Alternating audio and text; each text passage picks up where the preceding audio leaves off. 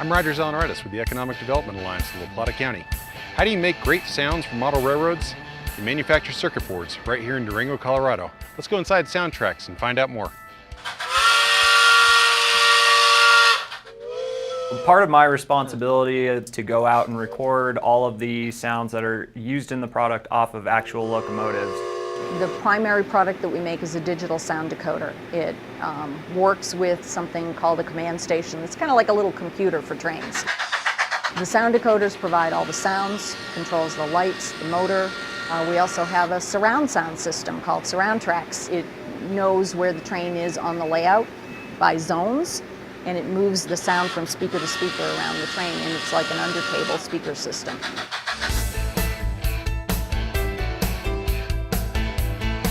So this is the programmer that programs our chips for us before we put them on a board. The board itself is a printed circuit board with nothing on it. The process starts with a stencil, and this would let us apply solder paste in the paste machine. The paste is going to go through these holes, and it's not going to cover the rest of the board with paste. Correct. And so this is the stencil that Tag was showing us earlier.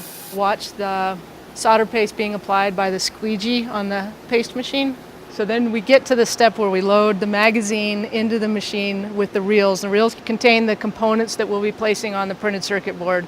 The robot arm will come and it'll pick up each one, and it'll pick up to 8 at a time and place them on the printed circuit board right on top of the solder paste that we applied. It's also picking up some of the chips that we programmed earlier. Here Tag's gonna take the printed circuit board, visually inspect it, make sure all the parts were placed correctly, and then he'll stick it into the oven where it'll reflow the solder paste that we put on there. And then it'll cool off, solidify, and pop out the other end. Yep. And then the next step would be to take it to the electrical test machine. We call it the flying probe machine. And these probes are going in measuring resistance, capacitance, anything that the machine is programmed to test for.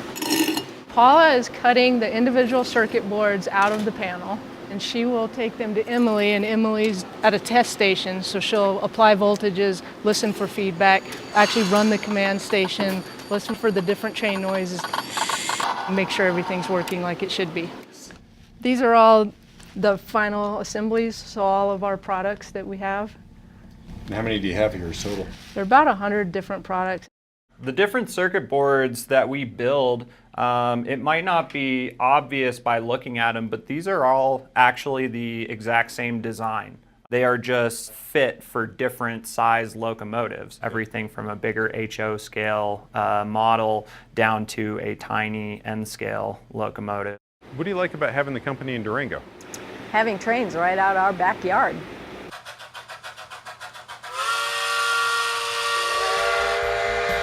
Whether we're talking about narrow gauge or HO gauge, it's easy to see we're train people here in Durango. Take it from me. I'm Roger Zellner with the Economic Development Alliance.